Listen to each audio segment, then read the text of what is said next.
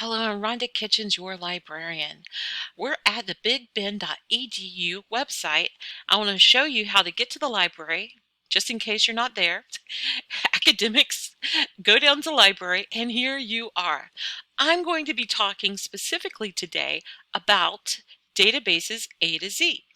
If you go here to class guides, you'll be able to find the guide that has all the videos and the list of these databases, or maybe perhaps you could take notes as we go along. Databases A to Z has exploded in the past couple of weeks. 124 databases found. You can use this in many ways. In fact, if you just go up to subjects and go to health, you'll have 28 of the databases most likely to help you for this project. I'm going to start with Research Library Health and Medicine. This is put together by a publisher called ProQuest. When I say things like a publisher like ProQuest, it's not really any different than, say, Netflix versus Hulu.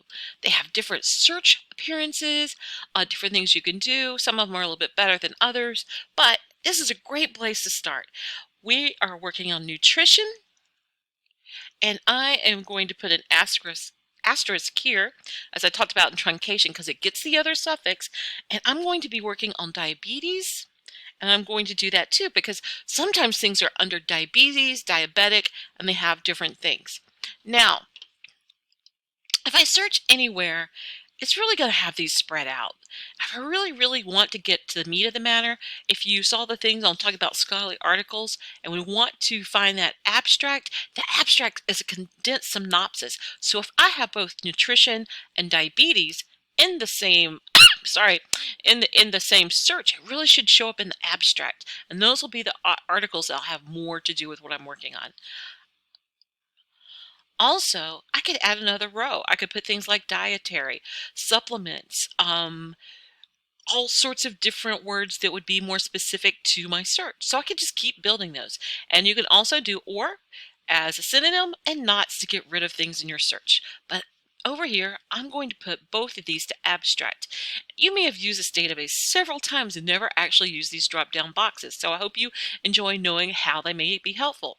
Additionally, for your assignments, you will need a peer-reviewed scholarly article, not a literature review, so it's going to need to have those parts. If you saw my talk on scholarly articles, you know there's at least 5 of those parts that your scholarly article should have. And user beware. The database can tell you something is a scholarly journal, but cannot tell you it's a scholarly article. That's on you. Also select for full text. We're going to go to the search, which is a little bit out of the view. And we have some search results, quite a few of them actually.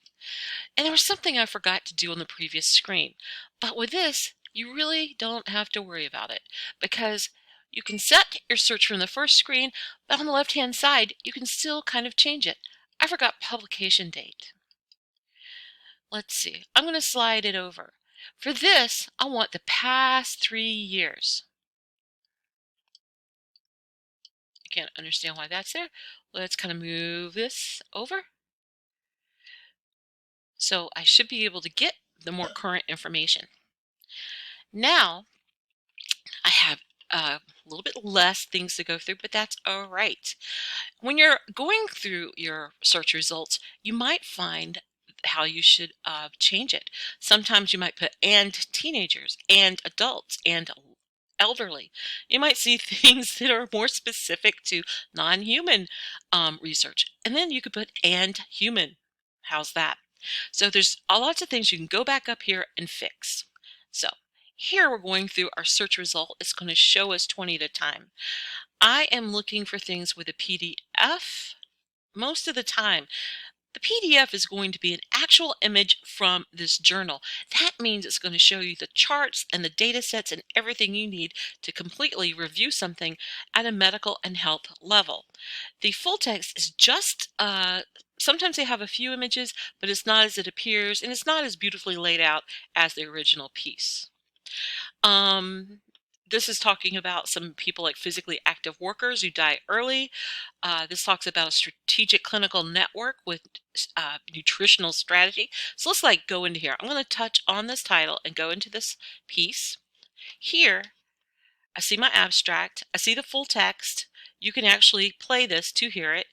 I want to go to the PDF and see how it's laid out. Now, I'm going to go down. We're going to see, oh, I keep forgetting, this has like the double piece. I want to be over here. So I want to move this up. I'm not really going to see the abstract in this, but I do see my literature review. And that's all it is.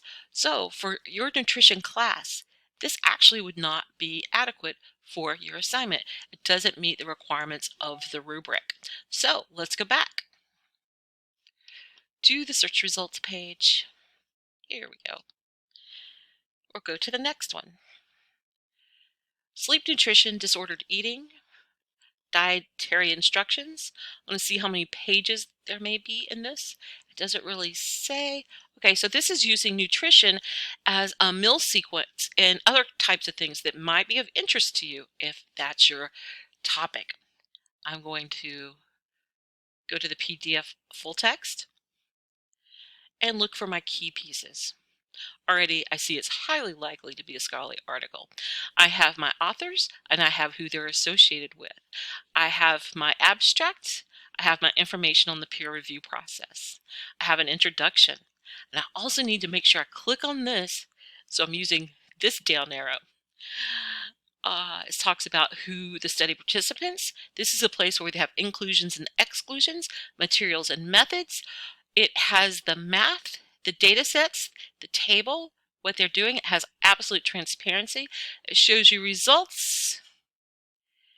And we come to a discussion, which sometimes is the end and sometimes there's a conclusion. It talks about the funding, contribution statements. So this is a really beautiful example of a scholarly article, ethics, authority, currency, the whole package. So if this did fit my topic, this would be a really great article. And this is one of the benefits of using the ProQuest databases. If this one works, these also may be helpful to you as well. So that is the ProQuest one. Now I'm going to show you EBSCO, which is also a publisher, and they do a biomedical research database that we just got. So these are, their A to Z means alphabetic. So if I want to go to the biomedical piece, I would go here, biomedical, and you're going to see it looks a little bit different, but somewhat the same. Let me move this over. We want to get nutrition. I'm going to put an asterisk. I'm going to put diabetes, but I'm going to stop here because I also want diabetic. If I want to add more, I can do so here to narrow it down to bring in my search so it's much better. I'm going to select for full text. I'm going to select for peer review. I'm going to select for time on the next page. When I say time, I mean dates. On the left-hand side, just like the other, we're going to have limiters. This one's going to have a little bit better movement for me. It's 2015. I'll do the last 5 years. And I want to make sure I have full text and scholarly and peer review. Again, it bears repeating that the database can find you a peer-reviewed journal, not an article you need to look in. With EBSCO, you'll have some images up front and you'll kind of get like, oh, this is probably a good one for me. We can also look for the page numbers. In this case, there's 12 pages. This is 15 pages. I have multiple authors. Also, as you're like looking at keywords still, kind of go through these to see if there's ways to narrow down the search, because this search is still pretty big, even though it has 416 pieces. This is a very specialized database. This talks about vision loss. This talks about a specific fruit. So if I wanted to go up here and talk about the effects on things like weight or kiwi fruit or vitamin C, I would put it in here and it would narrow down this beautiful search to be more specific for what you're looking for. Also, I'm going to see if we can drag this over. This doesn't look like I want it to right now, but if you get here and you need help, if you tap on chat now, you'll get me or some other librarians. This is open 24/7, so you'll be able to get to people. I'm going to go down just a little bit further.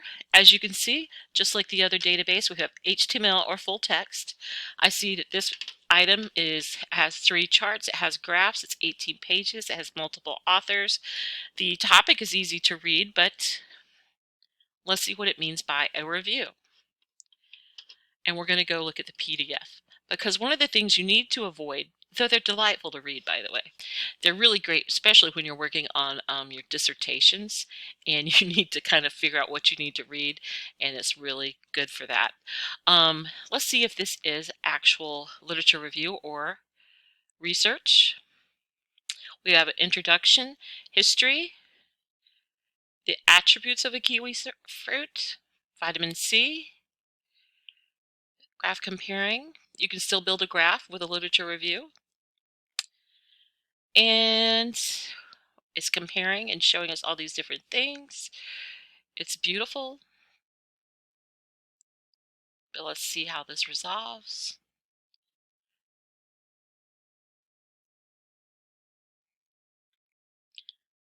Anytime you see review in the title, it is a chance to question.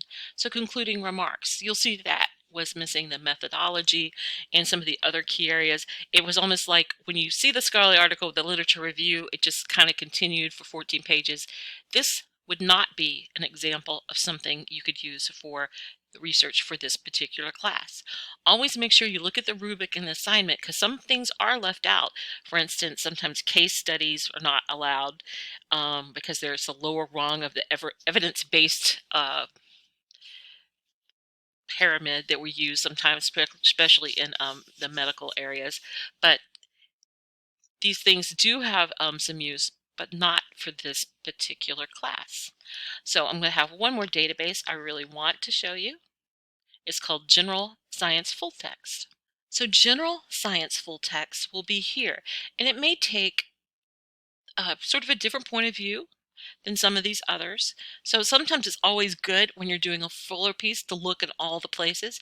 But if you're just looking for one article here and there, you might find one of these is going to be your favorite go-to database, and you might like to use it more than others. I'm going to do nutrition and diabetes. I'm not going to do anything really fancy with them. If I have another way, because this is still very broad, I would put those words there. I'm going to select for full text. I'm going to select for peer review. I'm going to select the dates on the next page. So here I have 2/2/20. I'll be there. That's giving me 4 years. This talks about diabetes prevention with service to youth. If this is going to be something you want to use or you want to find others, I would go up here and put youth. I might also, if you were looking for prevention or information services, I would put the phrase diabetes prevention. Community health is also a very different approach, and will bring you up different types of information about how to educate perhaps people in the community. I'm just talking about patient education, and all these are great words to pull out and use for your keywords. Additionally, I see that it's 6 pages. I have multiple authors. I have a digital object identifier, always an indication is probably really likely a research article. And I have HTML and PDF full text, and I see the images already sort of indicate I might be seeing a actual scholarly article. So let me go in to look at it. And I'm going to go here. We see the authors, we see who they're affiliated with. So this is looking really good for our process. We have an abstract, an introduction. Sometimes it's called a literature review. Yes, we have methods. We talk about how we include, exclude, how it's set up, the program development. It's showing you some data information, things that it gauged, things that it used.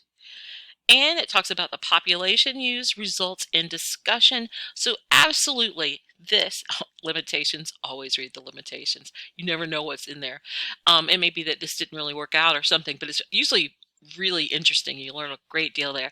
And it has references. So this is absolutely an article you can use for your assignments in nutrition. So that is really exciting. While we're here, I want to show you something else. I'm going to go back to the detailed record. And this is true also for ProQuest. You will have a area that cites, and ProQuest is up here, and it's usually in quotations. This is how you treat this. You're going to copy and correct it. Don't copy and use it. Make sure you're using the citation style that's in your rubric or in your assignment. It may be APA. You would copy this and correct it to make sure it's correct. I can tell you right now this is wrong because it has the email in the authors, which does not belong there. So you need to kind of look over a model. The Writing Center has an excellent APA handout. I recommend it and probably will link it to this guide. And if you're using MLA, here it is. Copy and correct it. Again, for some reason, this pulled in some addresses which are not things that would be included in your reference or bibliography section. So I hope this was helpful. I kind of incorporated some of the things I talked about in previous videos. And if you just needed a touch up, hopefully that kind of helped you kind of think about keywords, where you find them, how you use them, how you narrow down a topic, how you determine what currency is and how to use that in your search process. I gave you 3 different databases that use 3 different types of publications. There will be some overlap, but some will be different. So there's a value in using all 3. So I hope this helps you a great deal. If it does not, please reach out to me and ask your librarian for help. We love helping you out, and we want you to be successful. Have a great day.